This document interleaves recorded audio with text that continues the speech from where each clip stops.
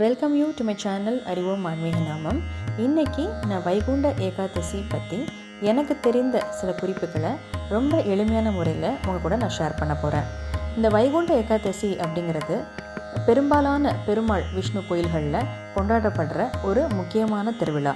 அன்னைக்கு வைகுண்டத்தின் வாயில்கள் அவருடைய பக்தர்களுக்காக திறக்கப்படும் அப்படின்னு சொல்லி சொர்க்கவாசல் திறப்பு அப்படிங்கிற நிகழ்வுகளையும் நம்மளுடைய விஷ்ணு கோயில்களில் ஏற்பாடு செஞ்சுருப்பாங்க. மொத்தம் ஒரு ஆண்டில் 24 ஏகாதசிகள் இருக்குது.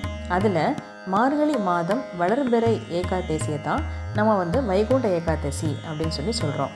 இந்த ஒரு ஏகாதசிக்கு நம்ம விரதம் இருந்தோம் அப்படின்னா 3 கோடி ஏகாதசி விரதம் இருந்த பலனை நம்மளால் பெற முடியும் அப்படின்னு சொல்லி குறிப்புகளும் இருக்குது. அதனால் அந்த ஏகாதசி அன்னைக்கு நம்ம விரதம் இருக்கணும். அந்த விரதம் அப்படிங்கிறது எப்படி இருக்கலாம், அந்த விரத முறை அப்படிங்கிறது எப்படின்னா, தசமி திதி அன்னைக்கு ஏகாதசிக்கு முந்தின நாளான தசமி இரவுலேருந்து விரதத்தை ஆரம்பித்து ஏகாதசி முழுவதும் விரதம் இருந்து துவாதசி அன்னைக்கு பெருமாள் துளசி தீர்த்தத்தை குடித்து விரதத்தை நிறைவு செய்வாங்க. அதுக்கப்புறம் உணவு உட்கொள்வாங்க.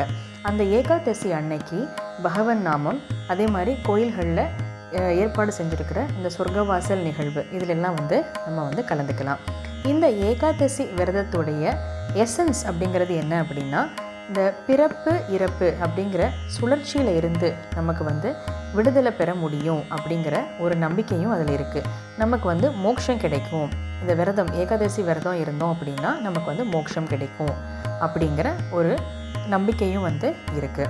இதுதான் ஏகாதசி, வைகுண்ட ஏகாதசி பற்றி எனக்கு தெரிந்த சில குறிப்புகள்.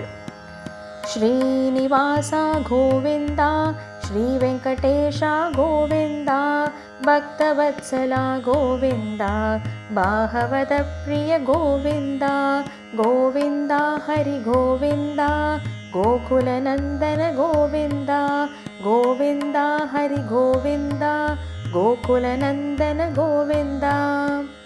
ஓம் நமோ நாராயணா. நன்றி, வணக்கம்.